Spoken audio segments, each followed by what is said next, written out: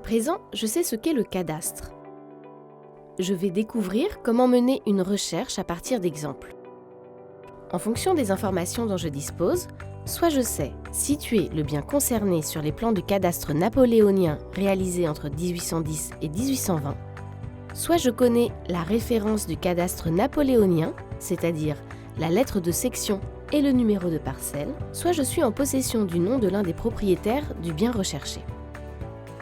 Je peux mener ma recherche de deux manières différentes, à partir du lieu et du numéro de parcelle, ou bien à partir d'un nom de propriétaire. Attention! Cette simulation de recherche est réalisable si je possède la référence du cadastre napoléonien. Il n'existe pas de table de concordance entre les références du cadastre napoléonien et les références actuelles se trouvant dans mon acte de propriété. Dans notre exemple, je suis capable de situer un bien concerné sur les plans du cadastre de la commune d'Andrézy. Je recherche ses anciens propriétaires depuis la confection du cadastre. Si je possède déjà le numéro de parcelle, je me réfère directement à l'étape 2. Si je possède un nom de propriétaire, je me réfère à l'étape 3. Étape 1. Je consulte le plan parcellaire qui permet de repérer la parcelle recherchée. Dans la rubrique « Plan de la préfecture de Seine-et-Oise », je trouve le plan d'assemblage et les feuilles correspondantes aux sections de ce plan. Dans le tableau d'assemblage, je repère la section où se trouve la parcelle du bien que je recherche. Il se trouve dans la section C.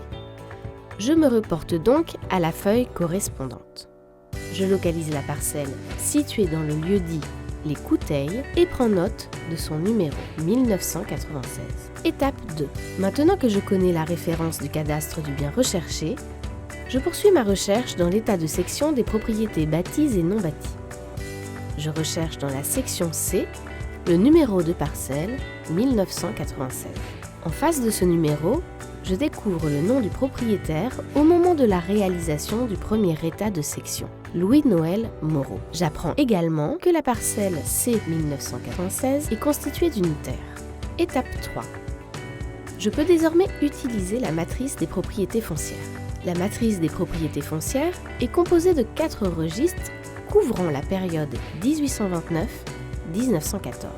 Une table alphabétique des propriétaires est présente dans le deuxième volume, qui permet de retrouver le folio, c'est-à-dire une page où sont indiquées les possessions de Louis-Noël Moreau, en l'occurrence le folio 693. Chaque registre est délimité par ses folios extrêmes.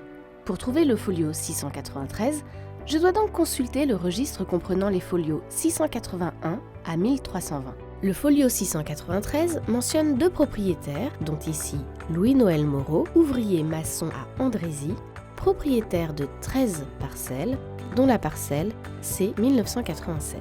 Pour connaître les propriétaires successifs ou précédents du bien dans la tranche chronologique couverte par la matrice, ici 1824-1914, je me reporte à la colonne de droite du compte intitulée « Folio de la matrice », d'où sont tirés ou portés les articles vendus ou acquis. En 1832, la parcelle C 1996 a été mutée vers le folio 694, qui mentionne tous les biens appartenant au nouveau propriétaire Pierre-François Moreau.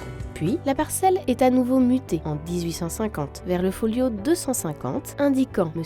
Descartes comme nouveau propriétaire. Il faut réitérer la même action pour retrouver le propriétaire recherché jusqu'à la clôture des matrices. Et voilà, à vous de jouer.